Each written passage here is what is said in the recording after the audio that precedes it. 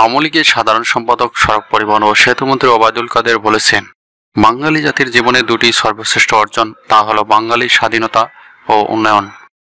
এই দুটি অর্জন আওয়ামী লীগের হাত ধরে এসেছে। শনিবার রাজধানীর ঐতিহাসিক সোহরাওয়ার্দী উদ্যানে বাংলাদেশ আওয়ামী লীগের প্রতিষ্ঠাবার্ষিকী সমাবেশস্থল পরিদর্শন শেষে তিনি এসব কথা বলেন।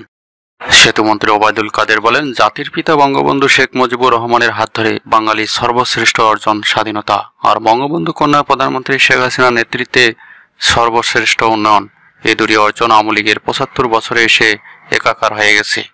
এছাড়াও তিনি আরো বলেন, আওয়ামী লীগের সবচেয়ে বড় অর্জন ভোট ও ভাতের অধিকার, এটাই হলো বঙ্গবন্ধু ও শেখ হাসিনার স্বাধীনতা। তিনি আরো বলেন, সারা দেশে আওয়ামী লীগের প্রতিষ্ঠাবার্ষিকী পালিত হবে। কেন্দ্রে তৃণমূল পর্যন্ত আমরা প্রস্তুত, সব প্রস্তুতি শেষ হয়েছে। বিএনপি চেয়ারপারসন খালেদা জিয়া রোগ মুক্তি কামনা করে বিশেষ মিলাদ ও দোয়া করা হয়েছে। শনিবার বাদ জোহর নয়াপল্টনে জামে মসজিদে এই দোয়া অনুষ্ঠিত হয়। দোয়া মাহফিলে অংশ নেন বিএনপি সিনিয়র যুগ্ম মহাসচিব অ্যাডভোকেট রুহুল কবির রিজভী, যুগ্ম মহাসচিব আব্দুস সালাম আজাদ, স্বেচ্ছাসেবক বিষয়ক সম্পাদক মীর শরাফত আলী সপু সহ সাংগঠনিক সম্পাদক আব্দুল খালেক, মাহবুবুল হক নান্নু সহ আরো অনেক নেতাকর্মীরা।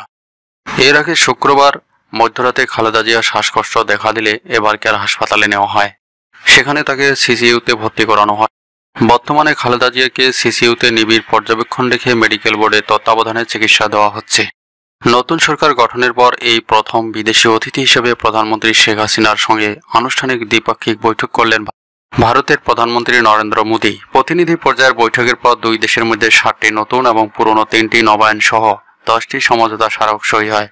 এ সময় কথা হয় তিস্তার পানি বন্টন চুক্তি নিয়েও। ভারতের প্রধানমন্ত্রী নরেন্দ্র মোদী আশ্বস্ত করে জানান, তিস্তার পানি বন্টন নিয়ে আলোচনা করতে দ্রুতই ভারতের একটি কারিগরি দল বাংলাদেশ সফর করবে। এর আগে স্থানীয় সময় বেলা 12টার কিছু আগে হায়দ্রাবাদ হাউসে পৌঁছলে প্রধানমন্ত্রী শেখ হাসিনাকে অভিবাদন জানান ভারতের প্রধানমন্ত্রী নরেন্দ্র মোদী। ফটো সেশনের পর হায়দ্রাবাদ হাউসের নীলগিরি বৈঠক কক্ষে একান্ত বৈঠকে বসেন ভারতের প্রধানমন্ত্রী নরেন্দ্র মোদী ও বাংলাদেশের প্রধানমন্ত্রী শেখ হাসিনা। আনুষ্ঠানিক দ্বিপাক্ষিক বৈঠকের আগে নিজেদের মধ্যে একান্তে কথা বলেন দুই সরকার প্রধান।